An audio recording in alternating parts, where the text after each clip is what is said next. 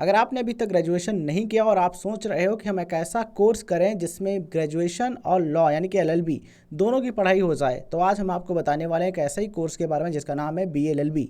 BLLB course क्या होता है, कितने साल में कंप्लीट होता है, किस तरीके से आप एडमिशन ले सकते हैं, एडमिशन की क्या रिक्वायरमेंट है, मतलब कितने परसेंट मार्क्स, कौन सा सब्जेक्ट चाहिए, और एडमिशन के लिए किस यूनिवर्सिटी के लिए कौन सा एंट्रेंस एग्जाम देना होगा, इसके लिए उसके लिए बहुत सारी यूनिवर्सिटीज़ हैं, टॉप यूनिवर्सिटीज़, उनके लिए क्या करना होगा, फीस स्ट्रक्चर मतलब कि फ़ीस कितनी लगती है किस में, और जब आप कोर्स अपना कंप्लीट कर लोगे उसके बाद जॉब सैलरी क्या होगी, हर एक चीज़ आपको बताएंगे। बस आप वीडियो को ध्यान से देखिएगा।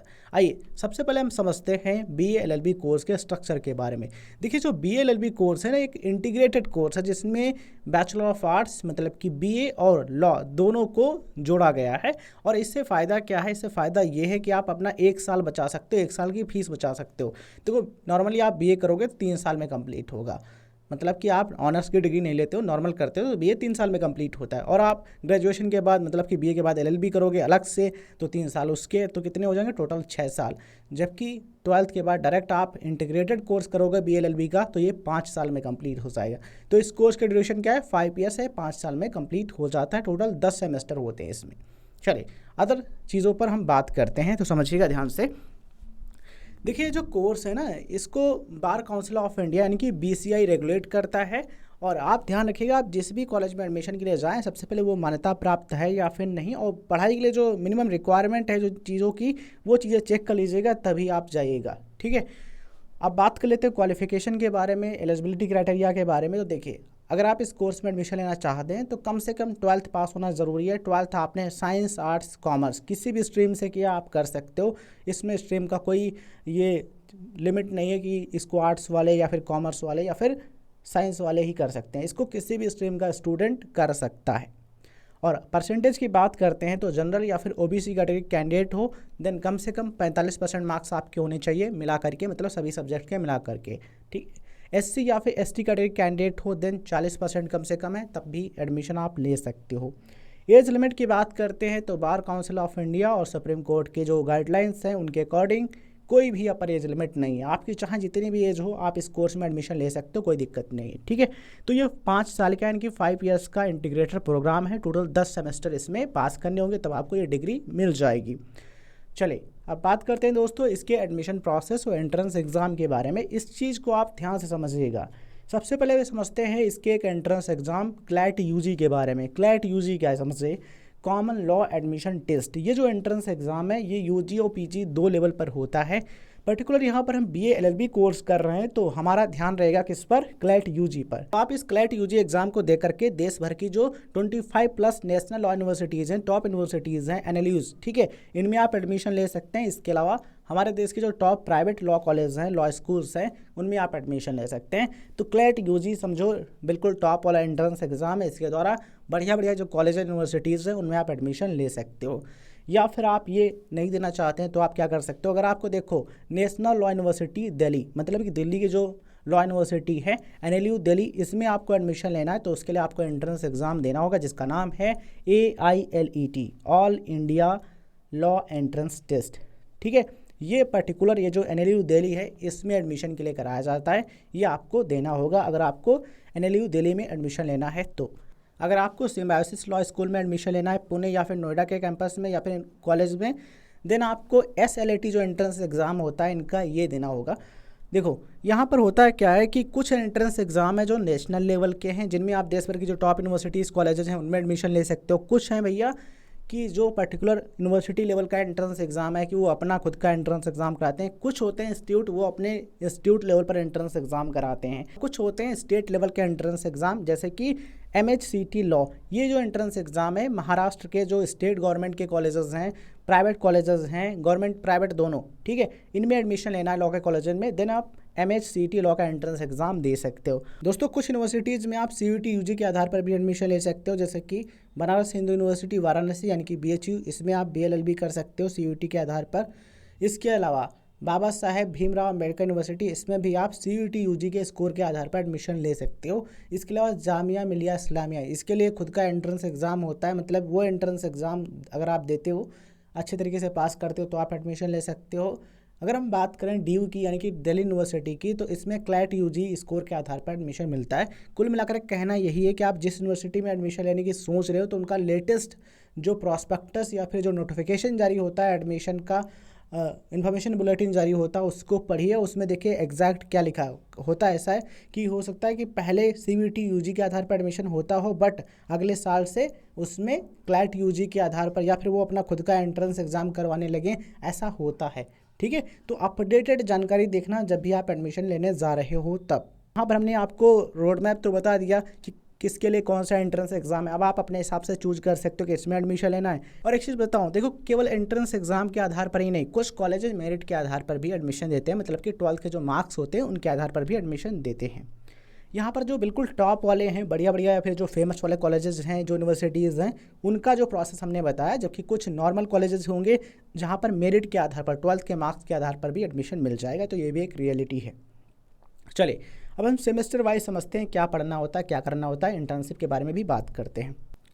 तो BLLB की जो स्टार्टिंग के सेमेस्टर्स हैं, सेमेस्टर 1 to 4, मतलब कि फर्स्ट सेमेस्टर से लेकर के 4th सेमेस्टर तक, तो वहाँ पर आपको ह्यूमैनिटीज़ प्लस फाउंडेशन लॉ पढ़ना होता है। मतलब कि जो बैचलर ऑफ आर्ट्स BA के जो सब्जेक्ट हैं वो पढ़ोगे और साथ में कुछ बेसिक लॉ के सब्जेक्ट पढ़ोगे, जैसे कि political science, history, sociology, economics, English और लीगल मेथड एंड जूरिस्प्रूडेंस। ठीक है, तो ये सब्जेक्ट आप पढ़ते हो फर्स्ट सेमेस्टर से लेकर के 4th सेमेस्टर तक। वहीं अगर हम बात करें फेज 2 की, तो इसमें क्या होता है भैया, सेमेस्टर 5 से लेकर के सेमेस्टर 10 तक होते हैं कोर लॉ के सब्जेक्ट, मतलब कि जो मेन सब्जेक्ट होते हैं लॉ के, जैसे कि constitutional law, criminal law, BNS Bharatiya Nyaya Sanhita, contract law, corporate law, family law, taxation, cyber law and clinical papers. और इसके अलावा देखो क्या होता है, मैंडेटरी प्रैक्टिकल ट्रेनिंग भी होती है। 20 वीक्स की जो मैंडेटरी लीगल इंटर्नशिप है अक्रॉस 5 ईयर्स, मतलब कि टोटल जो आपका 5 साल का कोर्स है उसमें कम से कम 20 वीक्स की जो मैंडेटरी ट्रेनिंग है वो भी कंप्लीट करनी होती है, जो BSI के नॉर्म्स हैं उसके according. Mode course, ADR and legal drafting. ठीक है, चलिए, मतलब कि उस दौरान आपको जो आपने पढ़ा है उसको कोर्ट में प्रैक्टिकल करने का भी ऑप्शन होता है, और ये ज़रूरी भी होता है, ये करवाया भी जाता होगा लॉ कॉलेजेस में। अब हम बात करते हैं कि BLLB की फ़ीस कितनी होती है स्टेट गवर्नमेंट यूनिवर्सिटीज़ में। इसके अलावा जो नेशनल लॉ यूनिवर्सिटीज़ हैं, जो NLUs हैं, उनमें कितनी होती है, और जो टॉप प्राइवेट इंस्टीट्यूशंस हैं, मतलब कि टॉप प्राइवेट कॉलेजेस हैं लॉ के, उनमें फ़ीस कितनी होती है, आइए चर्चा करते हैं। देखिए, जो स्टेट गवर्नमेंट की यूनिवर्सिटीज़ है, मतलब कि जो राज्य सरकार की अंतर्गत आती हैं यूनिवर्सिटीज़, विश्वविद्यालय, उनमें जो एनुअल फीस है, जो वार्षिक फीस है, मतलब कि 1 साल की, वो 10,000 से लेकर के 50,000 रुपये पर ईयर तक होती है। वहीं अगर हम बात करें टोटल 5 साल की फ़ीस के बारे में, तो ये जो फीस है वो लगभग 2.5 लाख से लेकर के 4,70,000 रुपये तक हो सकती है, मतलब कि 4.7 लाख तक हो सकती है। फॉर एग्जांपल लखनऊ यूनिवर्सिटी यानी कि जो LU है, ये एक स्टेट गवर्नमेंट की यूनिवर्सिटी है। वहीं अगर हम बात करें दोस्तों नेशनल लॉ यूनिवर्सिटीज़ की, NLUs की, तो समझिएगा इनमें जो एनुअल फीस है, जो वार्षिक फीस है, वो 1.5 लाख रुपये से लेकर के 3.8 लाख रुपये पर ईयर तक हो सकती है, मतलब कि 1.5 to 3.8 लाख पर ईयर ये एनुअल फीस है। ठीक है, टोटल जो 5 साल की फ़ीस है इनमें 8 लाख रुपए से लेकर के 18 लाख रुपए से भी ज़्यादा लग सकती है टोटल 5 साल की फ़ीस। ये जो देश की हमारी टॉप की नेशनल लॉ यूनिवर्सिटीज़ हैं, जो NLUs हैं, उनकी हम बात कर रहे हैं। ठीक है, जो Tier 1 की लीगल इंस्टीट्यूशंस हैं उनमें।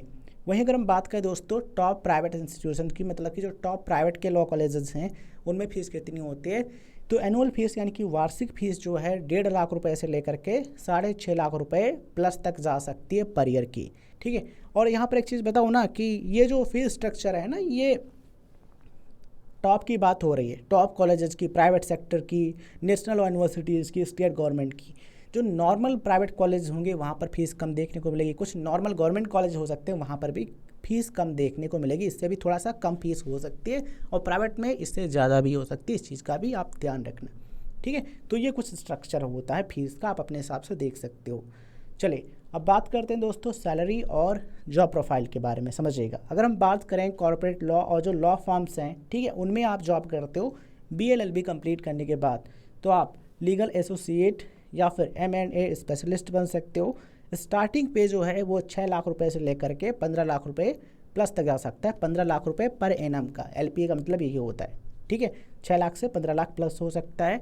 वहीं अगर हम बात करें दोस्तों जुडिशियल एग्ज़ाम की, अगर आप जुडिशियल सर्विसेज का एग्ज़ाम दे करके सिविल जज बन जाते हो जूनियर डिवीज़न के, या फिर जुडिशियल मजिस्ट्रेट वे स्टेट एग्ज़ाम्स की जो जज बनने के लिए जो एग्ज़ाम कराए जाते हैं कॉम्पिटिटिव एग्ज़ाम्स, ठीक है, उनको देने के बाद 8 लाख रुपए से लेकर के 12 लाख रुपए पर ईयर तक आपकी स्टार्टिंग में सैलरी ये पैकेज हो सकता है, ठीक है। और एक्सपीरियंस के बाद ये सब बढ़ता रहता है। देखिए, अगर आप BLLB करने के बाद कोर्ट एडवोकेट बनना चाहते हैं तो उसके लिए आपको AIB एग्ज़ामिनेशन देना होगा। इस एग्ज़ाम को देने के बाद आपका जो इनिशियल पे है, मतलब जब आप काम करोगे as a advocate, court advocate, तो आपका जो इनिशियल पे है 4 लाख रुपए से लेकर के 8 लाख रुपए तक हो सकता है पर ईयर का। इसके अलावा दोस्तों BLLB कंप्लीट करने के बाद आप PSUs में भी काम कर सकते हो, पब्लिक सेक्टर लीगल ऑफिसर, या फिर आप पब्लिक प्रोसिक्यूटर के तौर पर काम कर सकते हो। कुल मिलाकर के वेरियस ऑप्शंस आपके पास होते हैं, कई सारे ऑप्शन होते हैं जॉब करने के, काम करने के। बस आपको किसी भी मान्यता प्राप्त कॉलेज से, रिकॉग्नाइज कॉलेज या फिर यूनिवर्सिटी से कोर्स करना है, और हो सके तो टॉप का कॉलेज, प्राइवेट हो चाहे गवर्नमेंट हो, चुनो। कई सारे बेनिफिट आपको मिलेंगे। और अच्छे तरीके से पढ़ो, समझो, अपने दिमाग का यूज़ करो। जितना ज़्यादा दिमाग लगाओगे, अपने हिसाब से नियमों का पालन करोगे और ईमानदारी से काम करोगे, आप लॉन्ग टर्म तक टिकोगे। जब आप ईमानदारी से काम करोगे तो आपका यहाँ भी और परलोक में भी, मतलब कि इसके बाद जो हमारे कर्मों का डेटाबेस बनेगा वो लिस्ट सही होगी, उसमें कचड़ा नहीं होगा। कहने का मतलब आप समझ रहे हो कि आप कोई भी काम करो, ईमानदारी से करो, सच्चाई से करो, उसमें आपका यहाँ पर भी उन्नति होगा और ऊपर भी उन्नति होगा, ठीक है। तो आई होप आपको सारी चीज़ें समझ में आ गई होंगी। अगर आपको BLLB करना है एनालिज से या फिर टॉप प्राइवेट कॉलेजेस से, तो उसके लिए जो एंट्रेंस एग्ज़ाम की बुक्स हैं डिस्क्रिप्शन बॉक्स में लिंक मिल जाएगा, क्लिक करके आप चेक कर सकते हो। धन्यवाद दोस्तों, जय हिंद, जय भारत।